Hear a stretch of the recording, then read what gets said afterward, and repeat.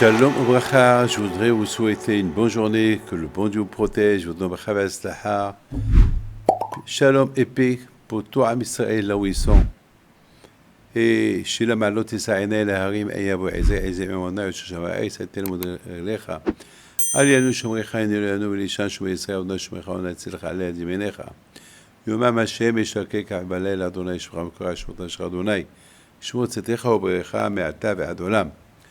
Dans la paracha que nous avons lue, la paracha de la Hakeda, j'ai pas beaucoup compris. Lorsqu'Abraham Abinu, il écoute Hachem qui lui dit « Prends ton fils, sacrifie-le ». Abraham Abinu, il ne se pose pas de questions. Il dit rien à sa femme. Il dit rien à son fils. Ils partent. Et à un moment donné, pendant 3 jours, peut-être pendant 3 jours, ils discutent d'Ivrei Torah, ils racontent des histoires. Bien sûr, tu marches pendant 3 jours avec Abraham Avinu. On parle de Dieu. Et à un moment donné, Yitzhak, il demande à son père, « Papa, où on va ?»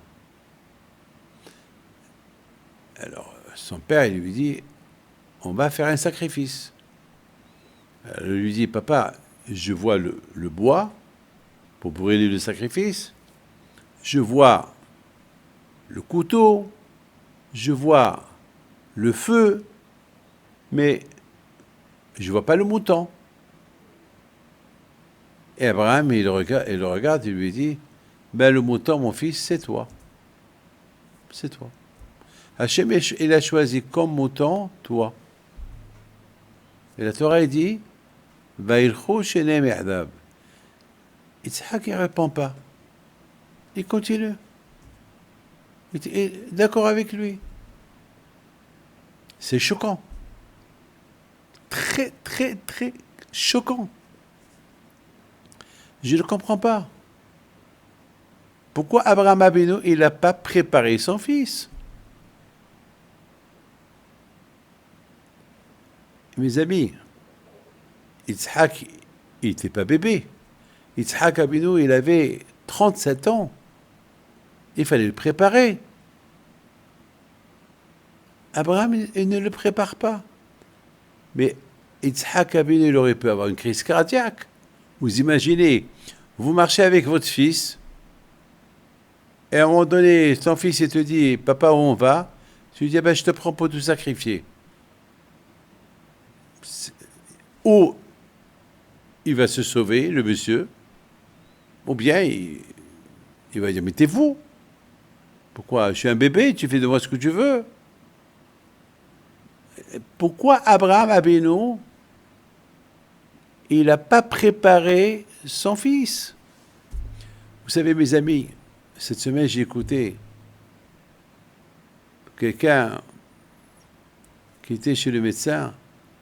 Et le médecin lui a annoncé une grave maladie. Alors, ça a choqué la personne. Au moins qu'on le prépare. On n'a pas le droit de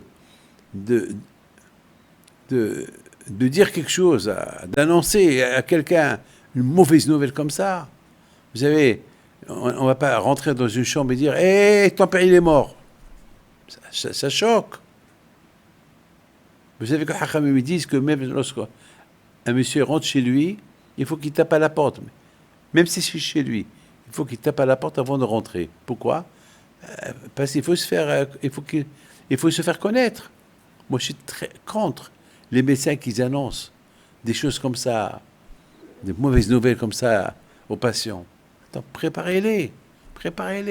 Ouais, t'as ça. Avant, ça ne se faisait pas comme ça. Aujourd'hui, ils sont devenus cruels. C'est des cruautés d'annoncer une mauvaise nouvelle comme ça à quelqu'un. Tout ça, c'est parce qu'il y a trop de films, trop de sang. Aujourd'hui, il n'y a plus le kibda, il n'y a plus le cœur. Vous savez, un soldat, il meurt.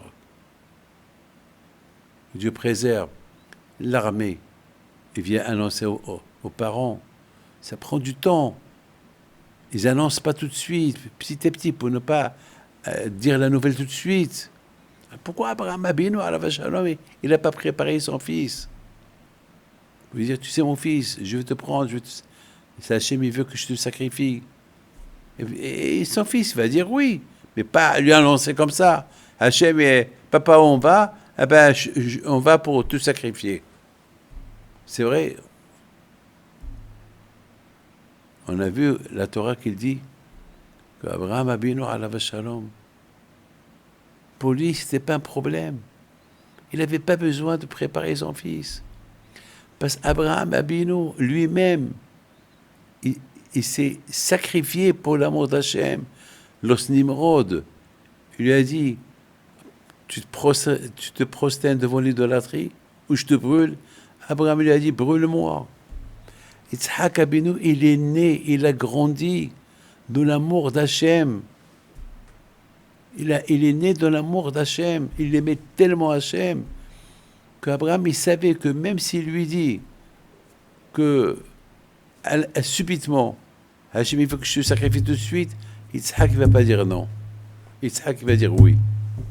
Ça, c'était l'éducation qu'Abraham il a donnée à Yitzhak. Il était sûr de lui. Et la preuve est, lorsqu'Abraham il a répondu à Yitzhak, mon fils Hachem, il veut que je te sacrifie, c'est écrit, ils sont partis les deux ensemble. Mes amis, ça c'est l'éducation qu'on doit donner à nos enfants. On leur donne une éducation de l'amour d'Hachem, du profond du cœur, pour que jamais les enfants, ils diront non.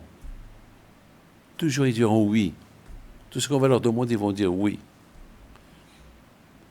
Regardez aujourd'hui, comme des soldats, ils partent à la guerre, avec sourire. Ils savent que c'est le risque. Rabotai, Abraham Abinu, il a éduqué son fils Isaac d'aimer Hachem à n'importe quel prix, à n'importe quel risque. Il était prêt à accepter. C'est ce qu'on voit aujourd'hui.